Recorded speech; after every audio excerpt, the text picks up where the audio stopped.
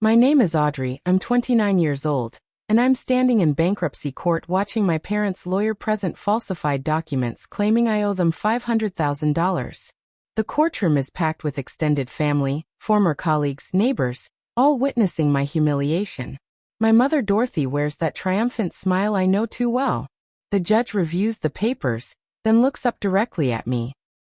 Miss Audrey, before we proceed, I have one question about this document dated 5 years ago. My hands start trembling as I recognize what he's holding. Before we dive into this story, let me know where you're watching from today. If you've ever dealt with difficult family situations, hit that like button and subscribe for more stories about overcoming adversity. Sometimes the people who should protect us become our biggest threats. And today's story will show you exactly how one question changed everything. Growing up as the eldest child in my family meant carrying responsibilities that weren't mine to bear. My twin brothers Blake and Bryce came along when I was 5, and from that moment forward, I became the invisible child in the household. While my parents Dorothy and Frank showered the twins with every opportunity imaginable, I learned early that my role was to give, never receive. The twins attended Preston Private Academy with its $30,000 annual tuition, while I went to public school and was told to be grateful.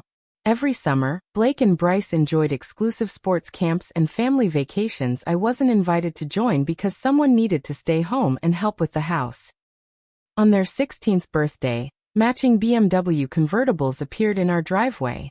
On mine, I got a card reminding me that family helps family. I started working at 14, stocking shelves at the local grocery store every day after school and throughout weekends. Every penny went into my college savings because I knew my parents had made it clear they wouldn't pay for my education. They said real character comes from earning your own way, though apparently that philosophy only applied to me. The twins never heard those speeches about building character through hardship. My grades never slipped despite working 25 hours a week during high school. Teachers praised my dedication, and I graduated valedictorian, earning a full academic scholarship to Northwestern University. The day that acceptance letter arrived should have been a celebration. Instead, my mother took credit at church the following Sunday, telling everyone how her excellent parenting had produced such a successful daughter.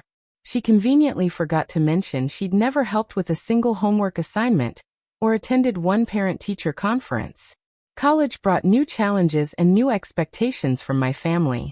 The calls started during my first week of freshman orientation. My mother needed help with the twins' expenses because apparently managing money for two 14-year-olds was overwhelming. Despite having a full scholarship that covered tuition, I still needed money for books, supplies, and living expenses. Yet somehow, I found myself sending home $800 every month while surviving on ramen noodles and working 3 different campus jobs. The coffee shop opened at 5 in the morning, where I worked until my first class at 8. After classes ended at 3, I headed to the library for my work-study position until 7. Weekends meant catering events for the university, serving entitled alumni who reminded me of my parents. My grades never suffered because failure wasn't an option. That scholarship was my only ticket to a different life. My roommate Grace couldn't understand why I never went home for holidays or why my family never visited. She'd see me calculating every expense down to the penny while sending money orders home each month. I told her family helps family, repeating the mantra that had been drilled into me since childhood. The truth was too shameful to admit, that my parents saw me as nothing more than a financial resource to be exploited. Graduation day arrived with all the pomp and circumstance a prestigious university could offer. I walked across that stage knowing my parents weren't in the audience. Blake had a minor junior varsity football game that day, and priorities were priorities. My grandmother Eileen sent a card with $50 and an apology for not being able to make the trip. She was the only family member who acknowledged the achievement. Landing a position at a Fortune 500 company straight out of college felt like vindication for all those years of struggle. The starting salary of $75,000 seemed like a fortune after years of scraping by. I called home to share the good news, expecting finally to receive some recognition for my accomplishments. Instead, my mother's first words were about when I would start paying them back for raising me. The conversation that day planted the first seeds of awareness about my family's true nature. My mother had calculated what she considered the cost of raising me from birth to 18, presenting it like a business transaction. Food, shelter, clothing, medical expenses, even gas money for driving me to school activities I rarely got to participate in. According to her math, I owed them approximately $300,000, and now that I had a real job, it was time to start making payments. That night, I sat in my studio apartment surrounded by moving boxes, and made a decision that would prove crucial years later. I started documenting everything. Every conversation, every money request, every guilt trip and manipulation tactic went into a notebook that would eventually become evidence. Something deep in my gut warned me this was far from over. That my parents' demands would only escalate with my success. The next few months confirmed my fears as the requests became demands, and the demands became threats. But it wasn't until I overheard my mother on a call with her sister Wanda that I understood the full scope of their intentions. She was laughing about how Audrey owed them at least $500,000 by now when you factored in interest and emotional damages. They were already planning how to spend money they believed I was obligated to give them, money I'd never agreed to pay, for a debt I'd never acknowledged. This was just the beginning of a financial and emotional nightmare that would consume the next 3 years of my life. 3 years into my corporate career, I'd worked my way up to senior manager through 60-hour weeks and a dedication that impressed even the toughest executives. My salary had grown to $125,000, an achievement that should have brought pride and security. Instead, it painted a target on my back that my parents couldn't wait to aim for. The ambush happened on a Tuesday afternoon when security called to say I had visitors in the lobby. My parents stood there in their Sunday best, my father holding a manila folder like it contained state secrets. In front of my colleagues and the reception staff, they announced they were there to discuss the house I would be buying them. Not asking, not suggesting, but telling me about the 4-bedroom colonial they'd already picked out in the prestigious Riverside neighborhood. My refusal echoed through that marble lobby, creating a scene that would haunt me professionally for months. My mother's tears came instantly, the practiced sobs of a woman who'd perfected emotional manipulation into an art form. She wailed about sacrificing her best years, about children who forget where they come from, about the shame of having a daughter who wouldn't care for her aging parents. The security guard shifted uncomfortably as my father added his own performance, speaking loudly about ungrateful children who abandon family values. The aftermath was swift and calculated. Dorothy began showing up at industry events, introducing herself to my colleagues and superiors while planting seeds of doubt about my character. She'd mentioned how worried she was about my mental health, how I'd become obsessed with money, how family members were concerned about my cruel behavior toward those who loved me most. The whispers started in break rooms, questioning whether someone who could treat their own parents so coldly could be trusted with major accounts. My father took a different approach, somehow securing a golf membership at the same country club where my boss Richard spent his weekends. Over 18 holes, Frank would share stories about raising such an ambitious daughter, always ending with concerns about my ruthlessness and lack of empathy. He'd wonder aloud whether those traits that made me successful might also make me dangerous to the company's collaborative culture. Meanwhile, the twins' situation deteriorated into complete dependence. Blake dropped out of college after 2 semesters, claiming the pressure was too much for his sensitive nature. Bryce lasted 3 semesters before following his brother back to our parents' house. Neither made any effort to find employment, spending their days playing video games and their nights partying with high school friends who'd also never left town. My parents enabled every excuse, every failure, every moment of laziness while demanding I fix the situation. The call came on a Sunday evening as I was preparing for a crucial Monday presentation. My mother's voice dripped with false sweetness as she explained that since I'd been blessed with such success, it was only right that I handle the twins' student loans. $80,000 each in debt for degrees they'd never complete, and somehow this was my responsibility. When I suggested the twins might benefit from getting jobs, even entry-level positions to start building their own careers, my mother's mask slipped entirely. The screaming lasted 20 minutes. I was selfish, heartless, a disappointment to God and family. How dare I suggest her precious boys lower themselves to minimum wage work when their sister made six figures?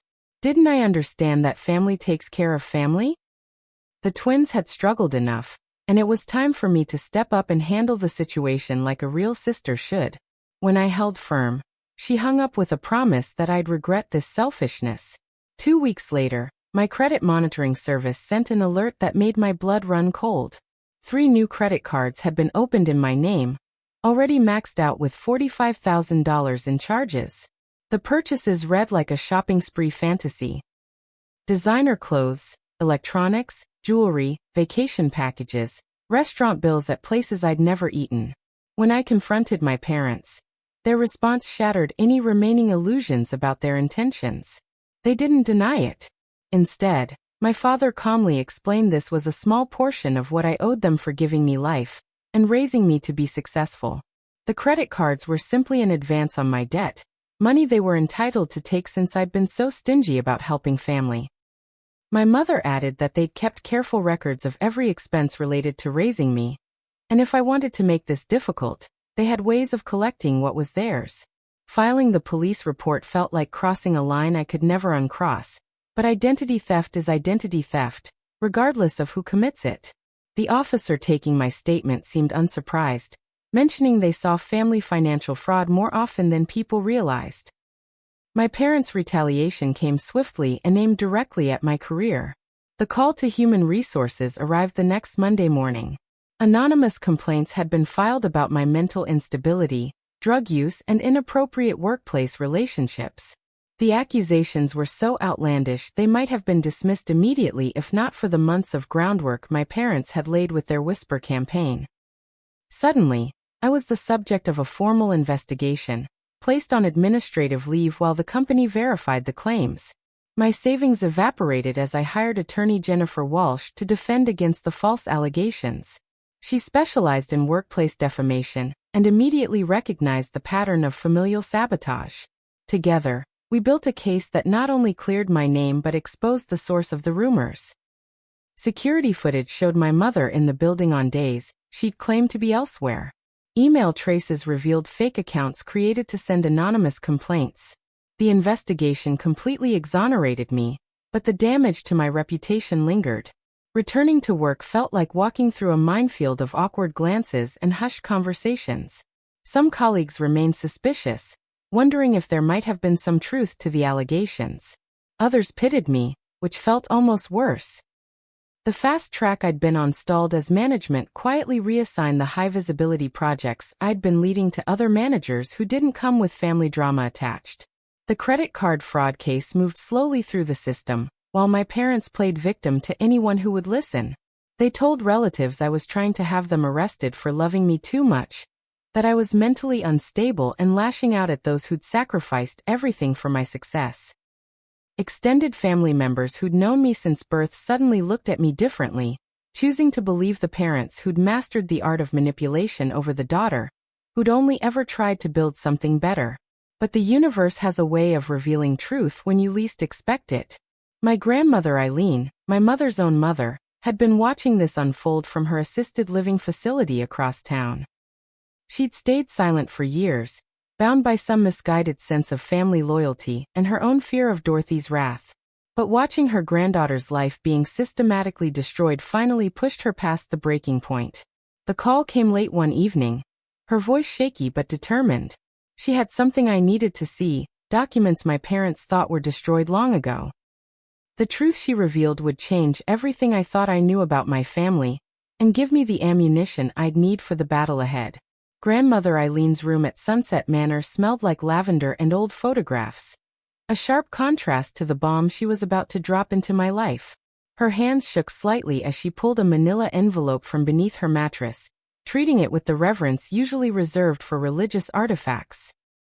Inside were documents that would finally explain why I'd always been treated as less than my brothers, why my success threatened my parents so deeply. The first paper was a copy of my grandfather William's will, dated just months before his death when I was 10 years old. The relevant section was highlighted in fading yellow marker, stating clearly that $50,000 was to be held in trust for his first grandchild, Audrey Marie, to be released on her 18th birthday for college expenses. My grandmother's tears fell freely as she explained how she'd discovered the money had vanished long before I'd turned 18. My parents had accessed the trust when I was 12, using their position as my legal guardians to drain every penny. The money meant for my education had paid for Blake and Bryce's enrollment at Preston Private Academy, the family vacations I'd been too young to remember, but never invited to join, the kitchen renovation my mother had bragged about for years, every dollar stolen from my future to enhance their present, while they told me character came from earning my own way. Eileen pulled out bank statements she'd secretly copied during a visit to my parents' house years earlier. The paper trail was damning, showing large deposits coinciding with withdrawals from my trust. She'd confronted Dorothy once, only to be threatened with being cut off from seeing her grandchildren. The weight of that secret had eaten at her for years, but she'd chosen her silence to maintain some relationship with family.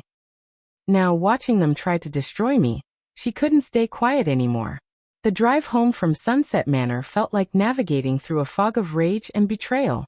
Every sacrifice I'd made, every hour worked, every meal skipped to save money while my parents lived off funds meant for my future. The irony that I'd earned my own way to college while they spent my college fund on themselves was a cruelty that transcended ordinary selfishness. This wasn't just favoritism or poor parenting. This was theft, calculated and deliberate. I scheduled a family dinner for the following Sunday, choosing the public setting of their favorite restaurant to minimize the potential for violence. My parents arrived 15 minutes late, as always, with Blake and Bryce in tow. The twins had gained weight from their sedentary lifestyle. Their expensive clothes now stretched tight across bodies that reflected their lack of purpose or ambition. We ordered appetizers while I waited for the right moment to detonate the truth. Between the salad course and entrees, I placed copies of the trust documents on the table. The color drained from my mother's face so quickly I thought she might faint. My father's reaction was pure rage, his fist slamming down hard enough to make silverware jump and nearby diners turn to stare. Blake and Bryce looked confused, still not understanding that their private education and comfortable childhood had been funded by stealing from their sister. The explosion was immediate and volcanic. My father threw his water glass against the wall, sending shards across the imported tile while screaming about ungrateful children who didn't understand sacrifice. My mother's performance was more controlled but no less dramatic, wailing about how they'd only done what was best for the family, how I was selfish for bringing this up now when they were struggling financially. The twins, finally understanding the situation, chose their side predictably. Blake called me pathetic for dwelling on ancient history while Bryce suggested I should be grateful they'd used the money to give the family a better life. Neither showed a moment of shame that their advantages had come from theft. The restaurant manager approached our table, politely but firmly requesting we leave. As we gathered our things, my mother hissed that I'd regret this betrayal, that family business should stay in the family. My father's parting shot was a promise that I'd learn what happened to children who turned against their parents. The vandalism started 3 days later. I woke to find my car's tires slashed, windows smashed, and the word thief spray-painted across the hood in red letters. Security footage from my apartment complex showed a figure in a hoodie that moved exactly like Blake, down to the slight limp he'd had since a high school football injury. When I tried to file a police report, the officer suggested it could have been random vandalism, despite the personal nature of the message. My apartment became a target next. Someone used a key to enter while I was at work, nothing stolen but everything violated. Photo albums were destroyed, professional clothes were bleached, my laptop was wiped clean including all my backed up documentation about the fraud. They'd even found my journal, pages torn out and scattered across the floor like confetti. The message was clear that they had access to my life and weren't afraid to destroy it piece by piece. The restraining order they filed against me the following week was a masterpiece of projection and lies. According to their filing, I'd been harassing them for months, showing up at their home, threatening them over imaginary debts, trying to extort money by making false claims about some trust fund. They included affidavits from Uncle Jerome and Aunt Wanda supporting their version of events, painting me as mentally unstable and dangerous. Fighting the restraining order meant hiring another attorney, depleting what little savings I'd managed to rebuild. The hearing was a circus of false testimony and crocodile tears. My mother sobbed about fearing for her safety, while my father presented himself as a concerned parent trying to protect his family from a deranged daughter. The twins testified about my alleged threats and unstable behavior, lying with the casual ease of those who'd never faced consequences. My evidence about the trust fund theft was deemed irrelevant to the restraining order proceedings. The judge, overwhelmed by the family testimony against me, granted a temporary order preventing me from coming within 500 feet of any family member. The local newspaper picked up the story, running it under the headline, "Local Executive Accused of Harassing Elderly Parents." My professional reputation took another devastating hit. Friends I'd known for years began distancing themselves, unsure what to believe about the drama surrounding my life. Church members who'd watched me grow up chose to believe my parents' version of events, offering them prayers and support while treating me like a pariah. Even colleagues who'd supported me through the false HR allegations began wondering if maybe there was more to the story, if perhaps I really was the problem. The isolation was suffocating, pushing me to seek professional help.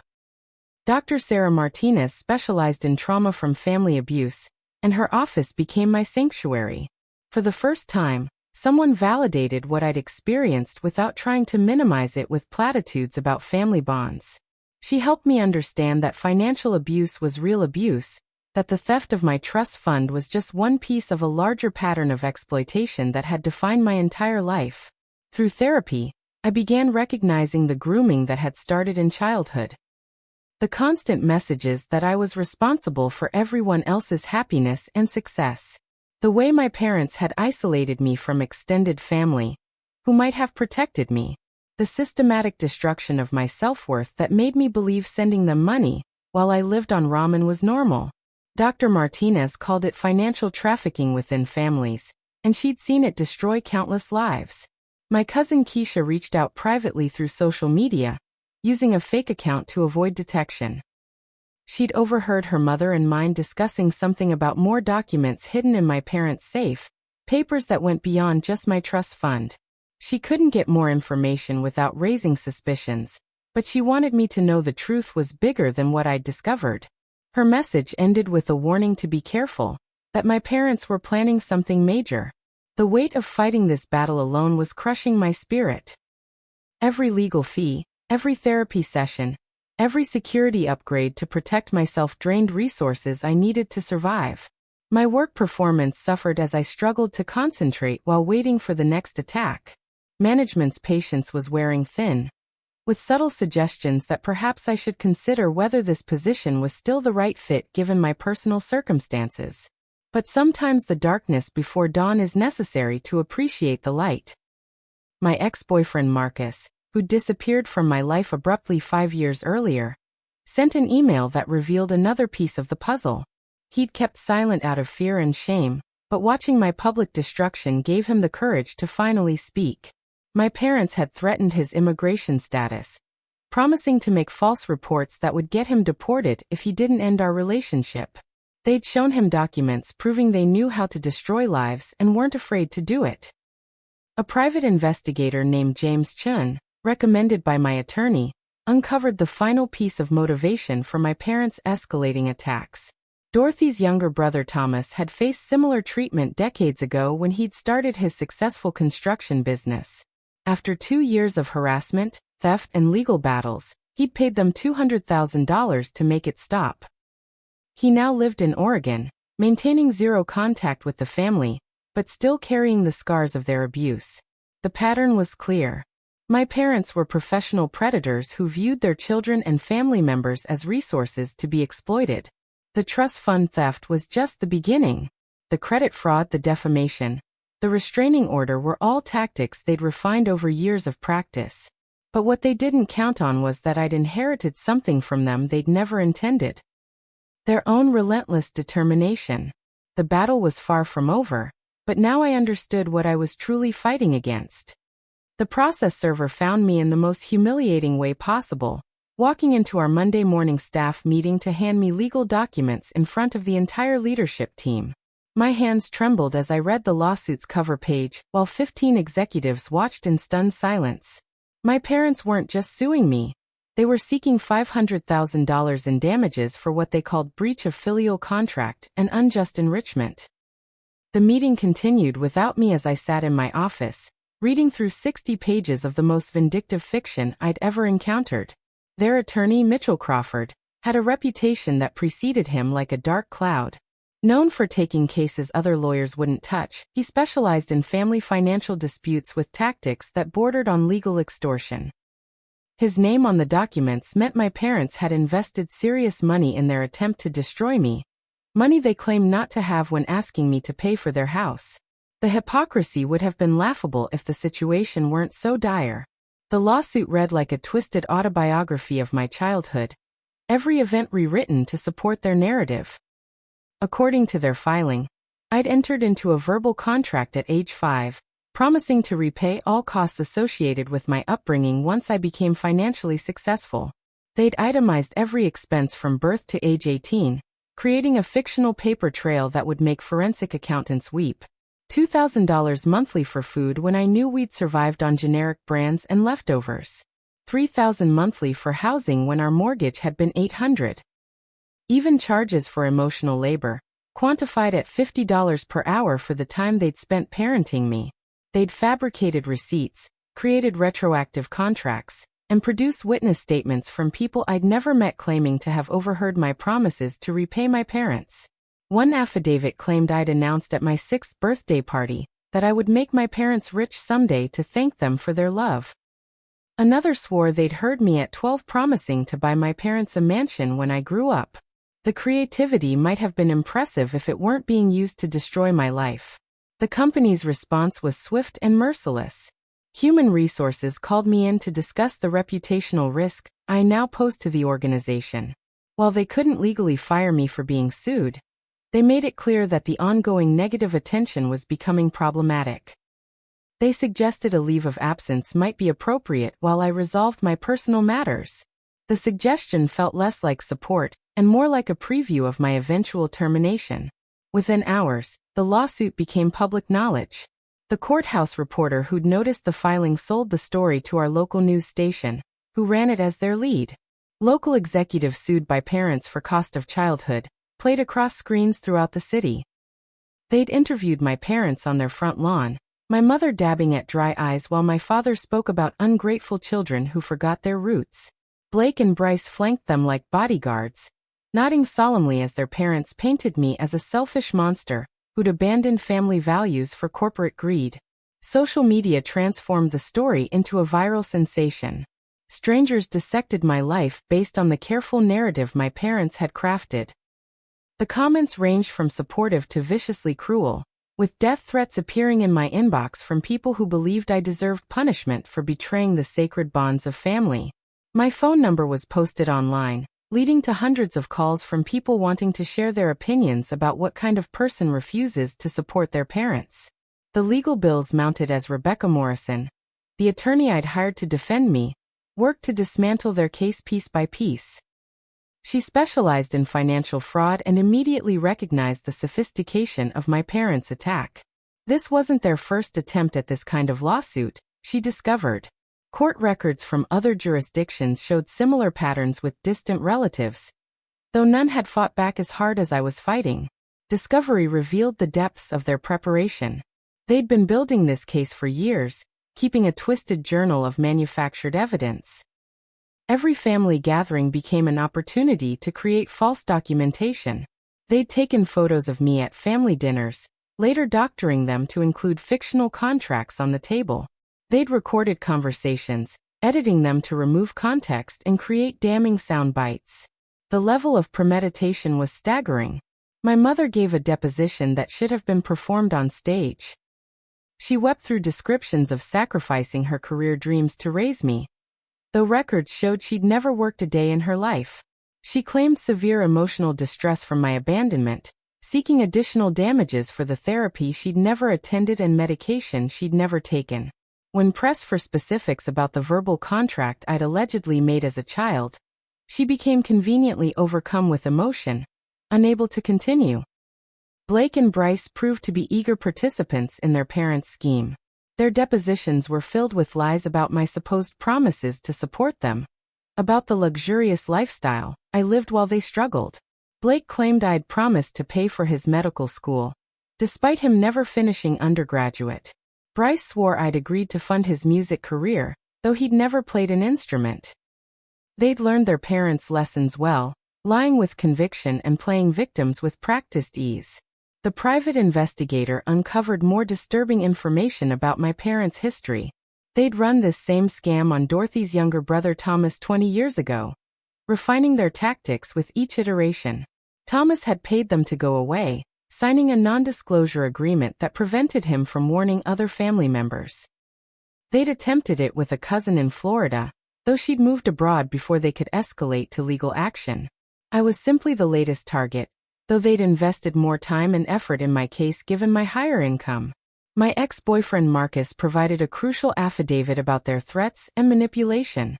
He revealed they'd researched his immigration status, his family back home, his employer's policies on visa sponsorship.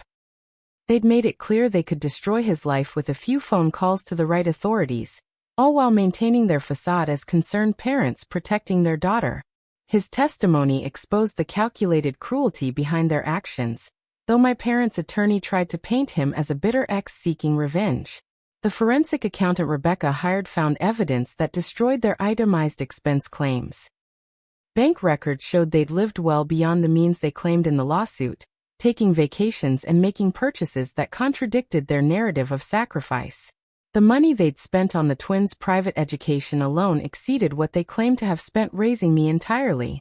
The $50,000 stolen from my trust fund appeared nowhere in their accounting, a glaring omission that suggested consciousness of guilt. As the case progressed, the public nature of the conflict attracted unexpected attention. A producer from a documentary series about family financial abuse reached out, interested in featuring my story. Other victims of similar scams began contacting me, sharing their experiences with predatory family members who'd used love as a weapon for financial gain.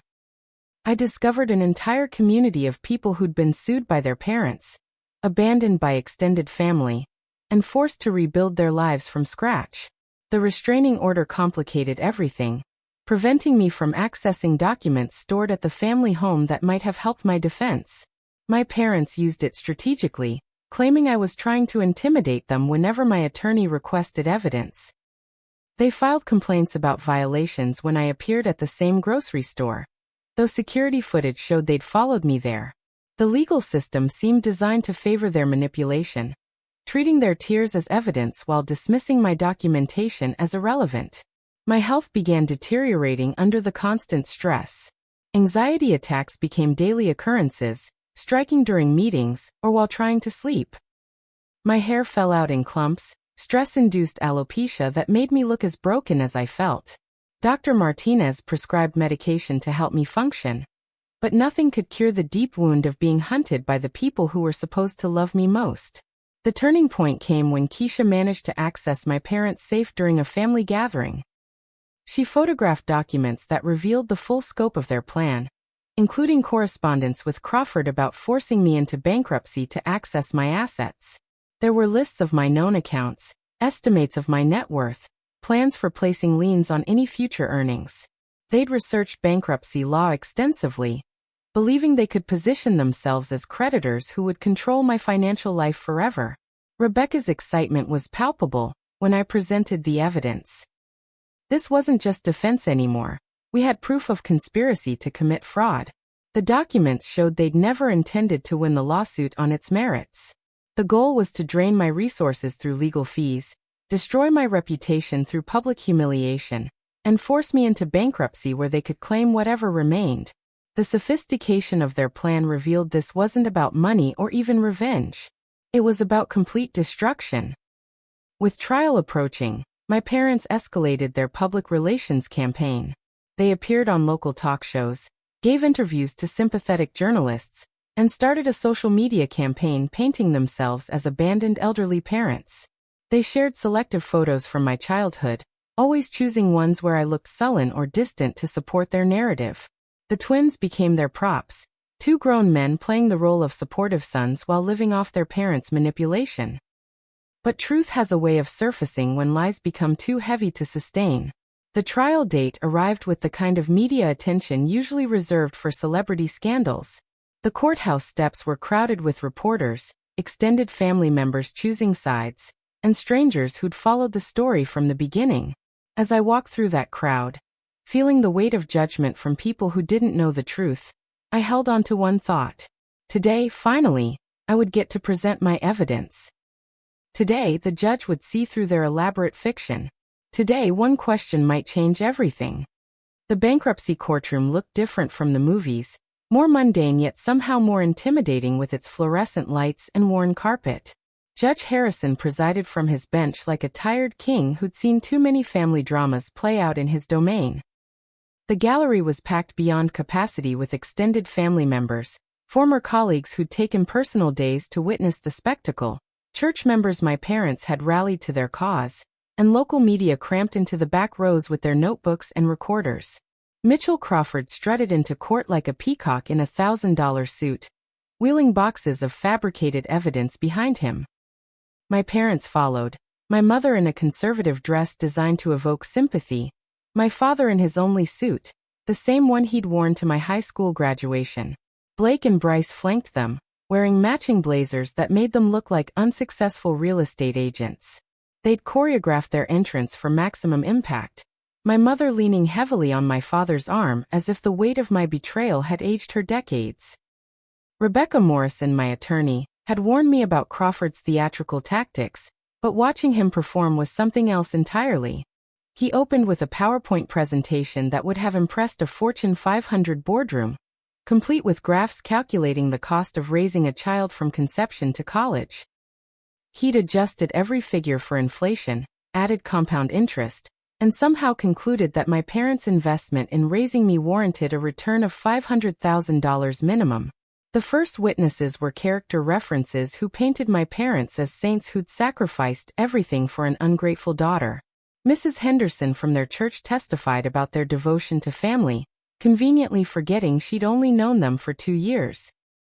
A neighbor described their heartbreak at being abandoned, though he couldn't explain why he'd never seen me visit when I lived 20 minutes away before the restraining order. Each witness had been carefully coached to emphasize my parents' suffering while portraying me as cold and calculating.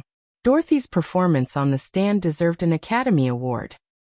She clutched tissues she never actually needed, voice breaking at precisely calculated moments as she described the pain of raising a child who viewed family as a financial transaction. She produced baby photos, report cards, handmade Mother's Day cards from elementary school, using each as evidence of their investment in my success.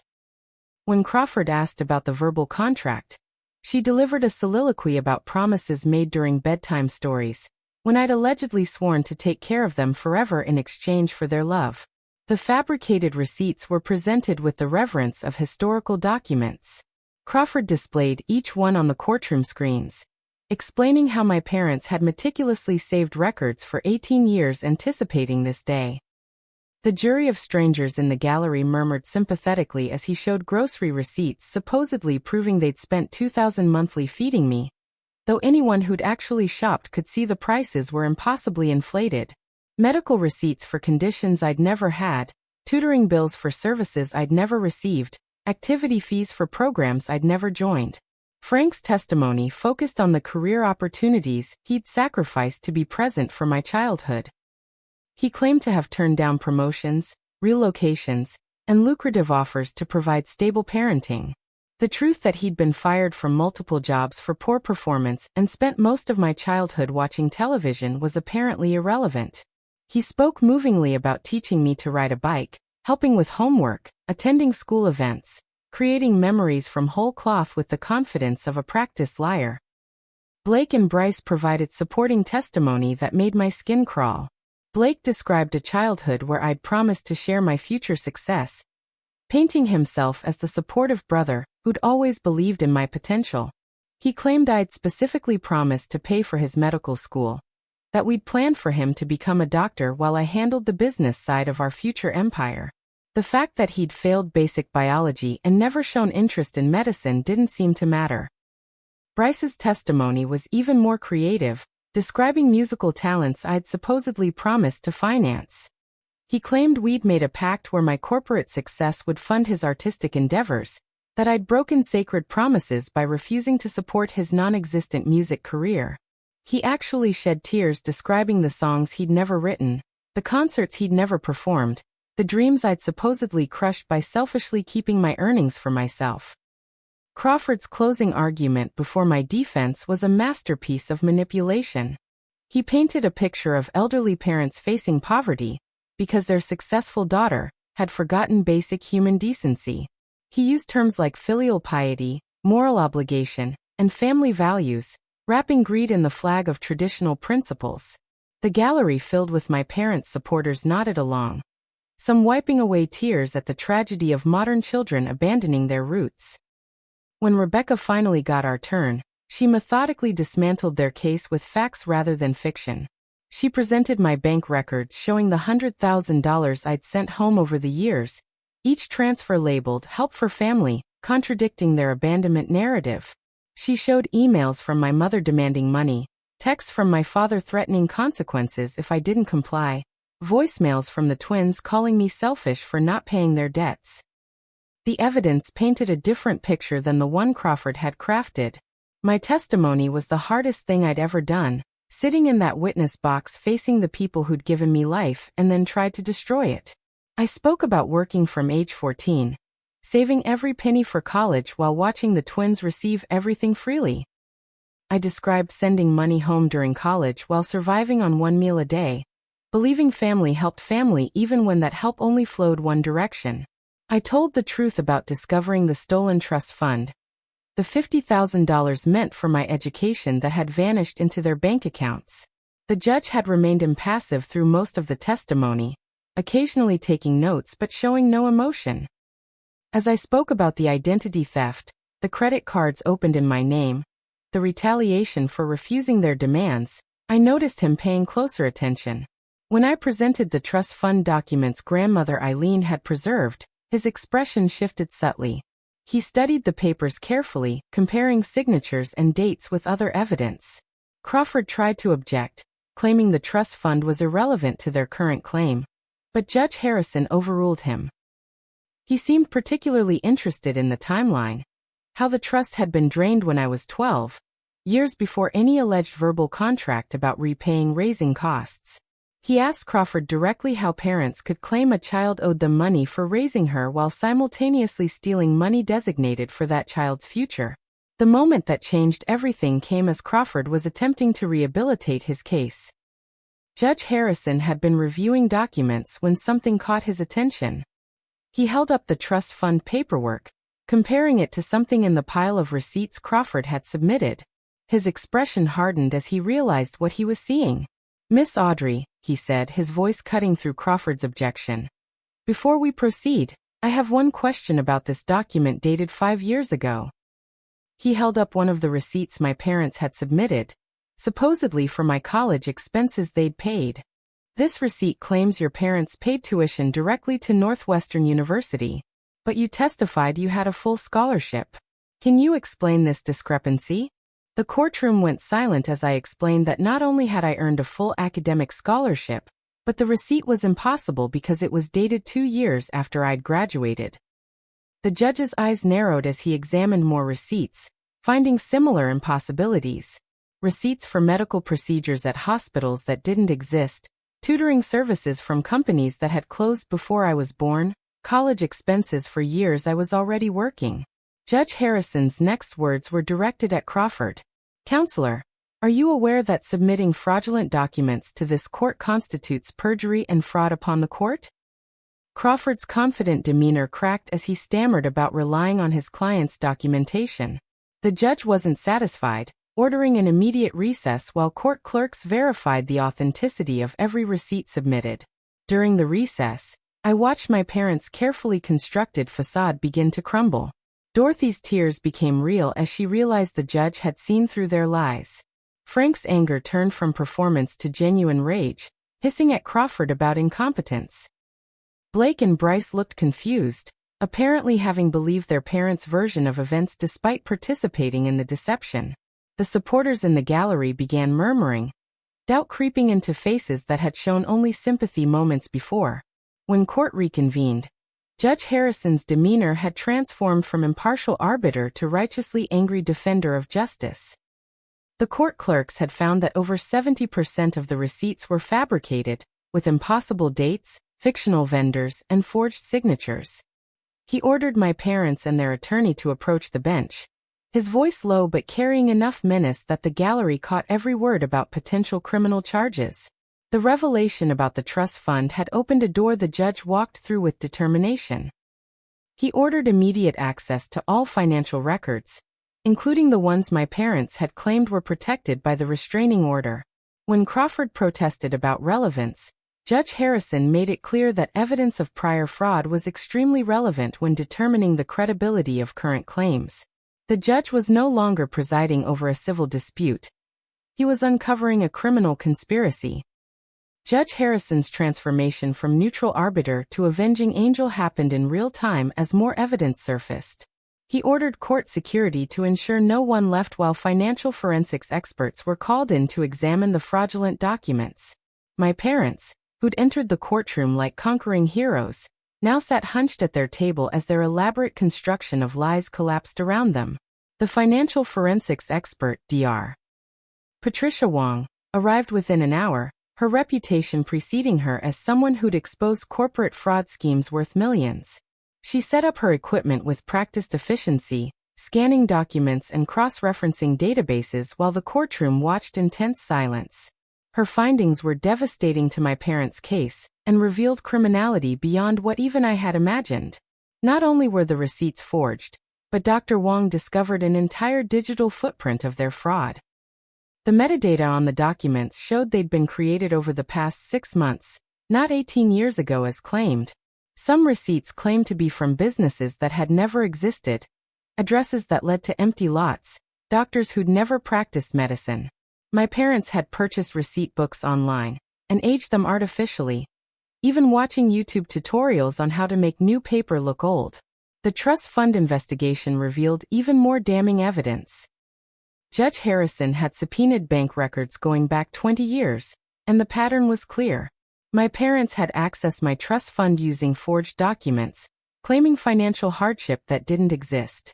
The $50,000 had been withdrawn in chunks small enough to avoid automatic scrutiny, each withdrawal accompanied by fabricated documentation about emergency medical expenses for me that never happened.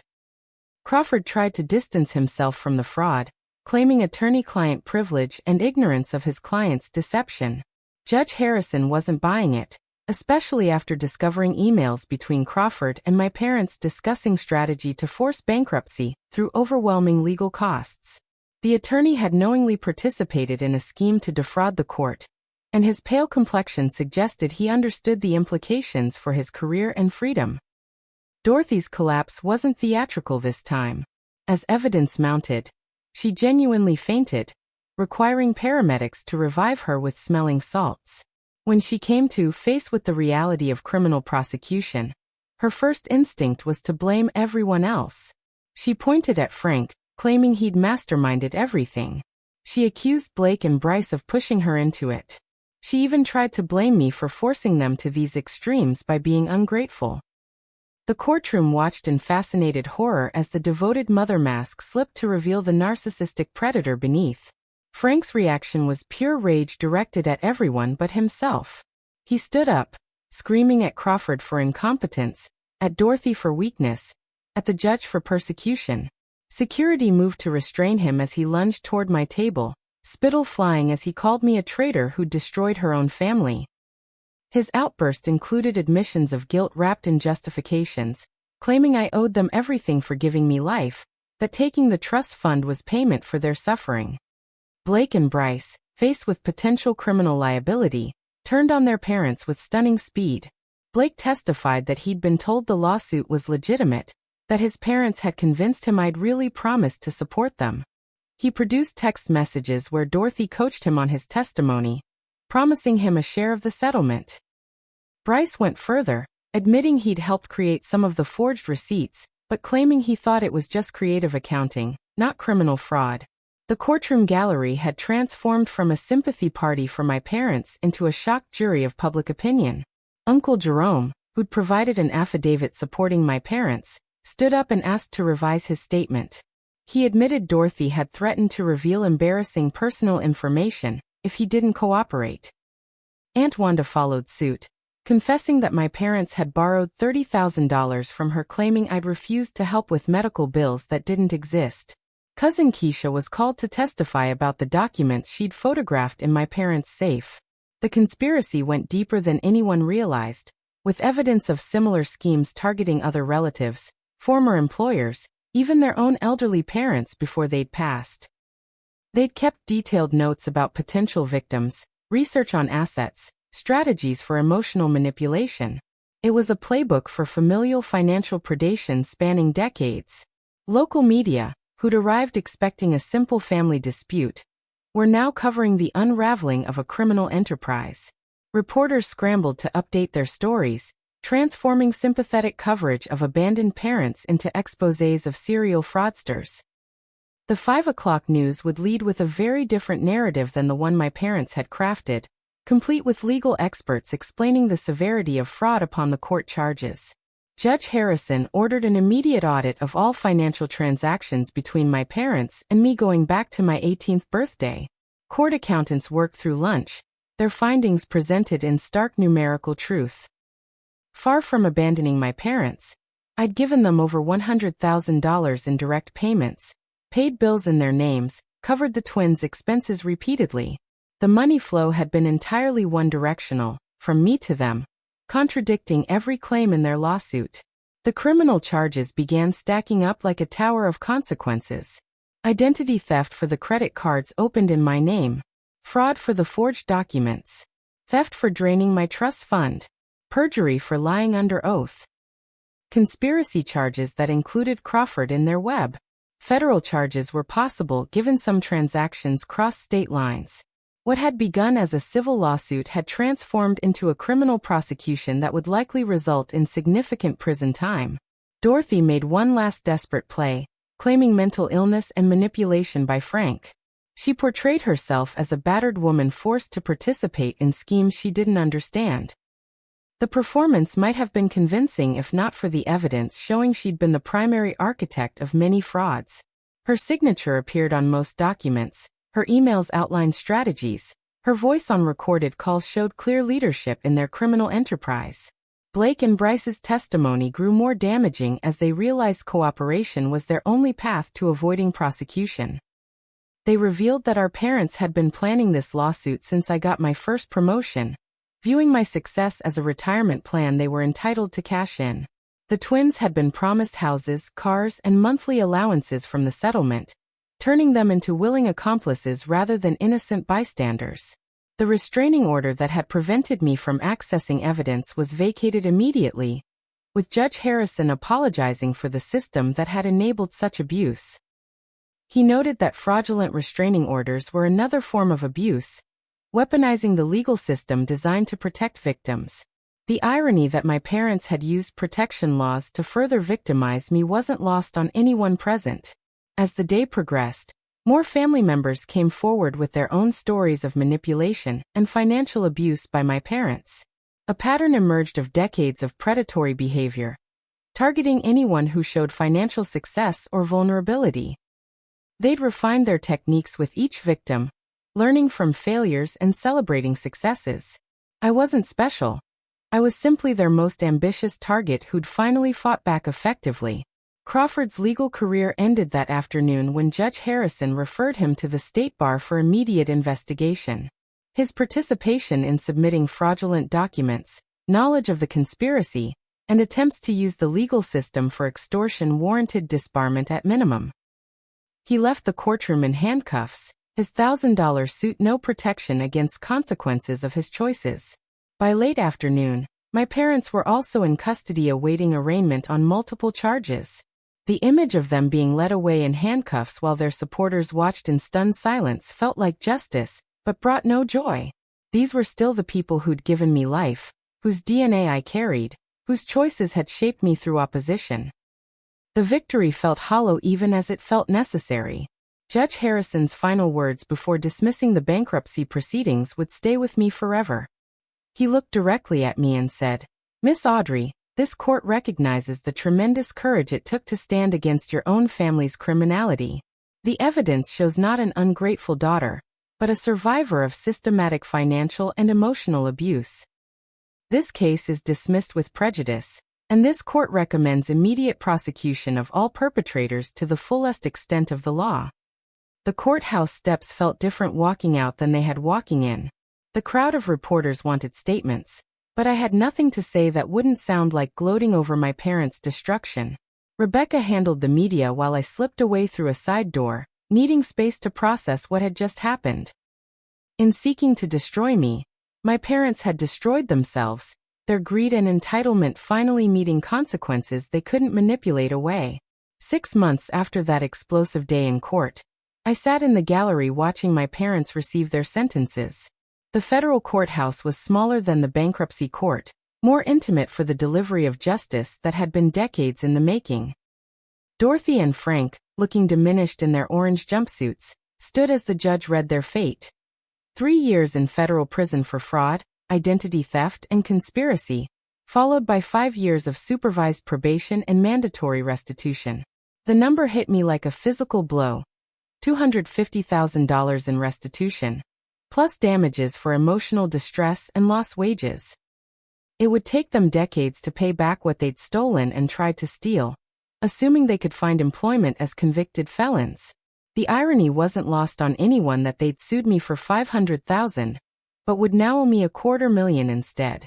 Blake and Bryce received probation in exchange for their cooperation, though their reputations in our community were permanently destroyed. They'd finally gotten jobs, Blake stocking shelves at a grocery store and Bryce working fast food, experiencing for the first time the reality of earning their own way. They'd attempted to apologize through letters my attorney forwarded, but I wasn't ready to hear their words. Maybe someday, but healing doesn't follow anyone else's timeline. My return to work had been triumphant in ways I'd never expected. The company that had placed me on leave now embraced me as a survivor, who'd shown incredible strength under pressure. My promotion to vice president came with a public statement from the CEO about supporting employees facing personal challenges. The raise and stock options felt like vindication, but more importantly, I'd found my voice in advocating for others facing similar situations. The blog started small, just my way of processing the trauma through writing. Financial predators in the family became a resource for others dealing with relatives who viewed them as ATMs rather than loved ones. Within months, it had gained 100,000 followers sharing their own stories of exploitation, manipulation, and survival. The comments section became a support group where people found validation and practical advice for protecting themselves.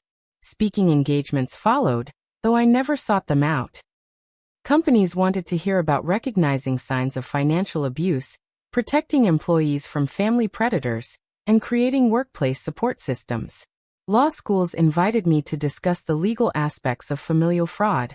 Social workers asked for insights on helping clients escape financial trafficking within families.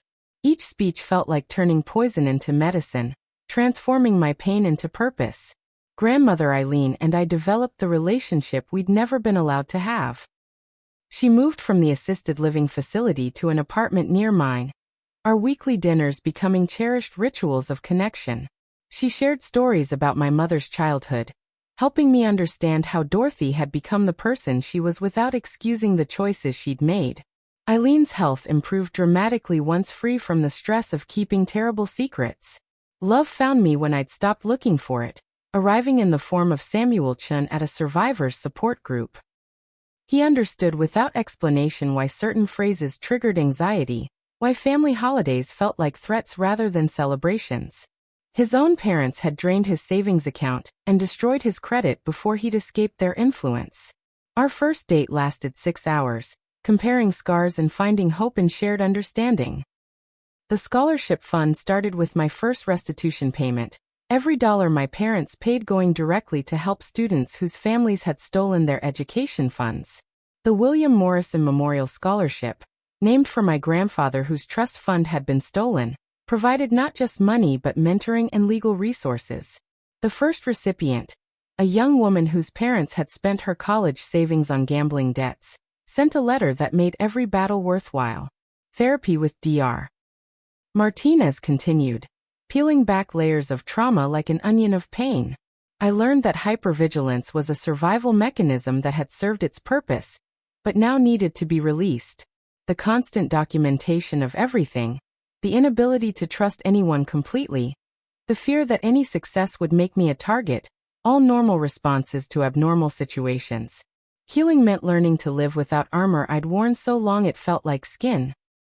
The hardest part was grieving parents who'd never existed.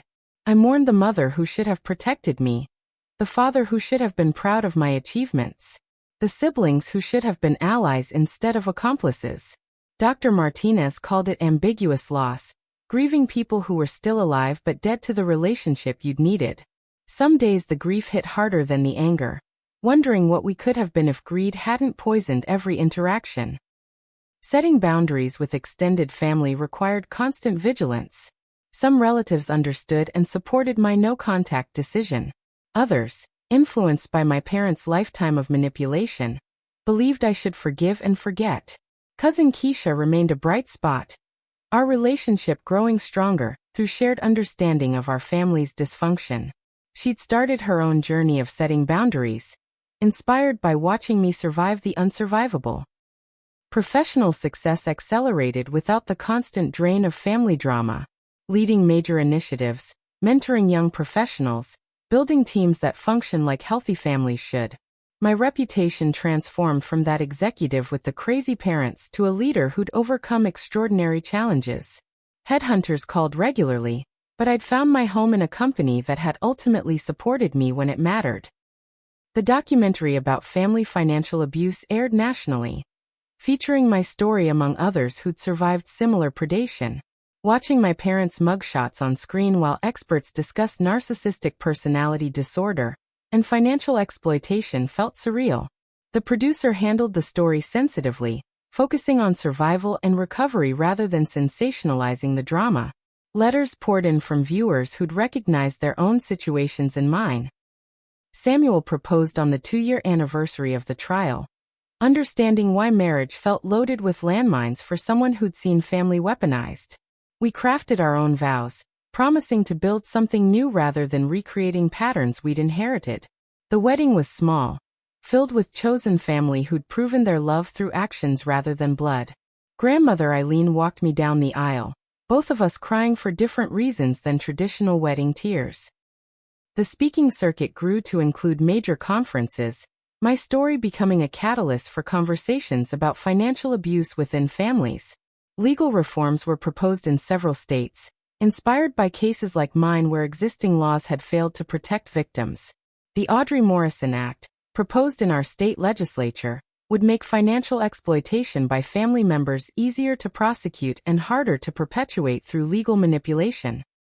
3 years after the trial, I received notice that my parents had been released early for good behavior.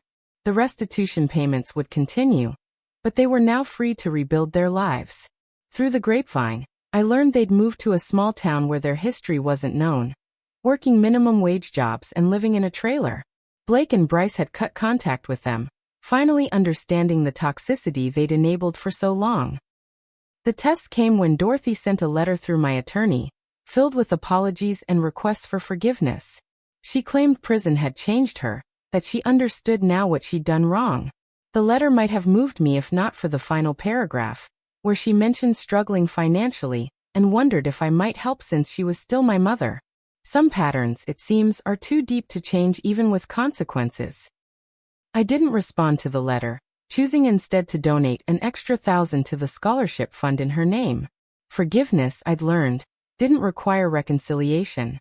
I could forgive them for my own peace while maintaining boundaries that protected my hard-won healing. They'd given me life, but I'd given myself a life worth living despite their best efforts to destroy it. The final lesson came during a conference keynote about surviving family financial abuse. Someone asked how I'd found the strength to stand against my own parents in court. The answer came without hesitation.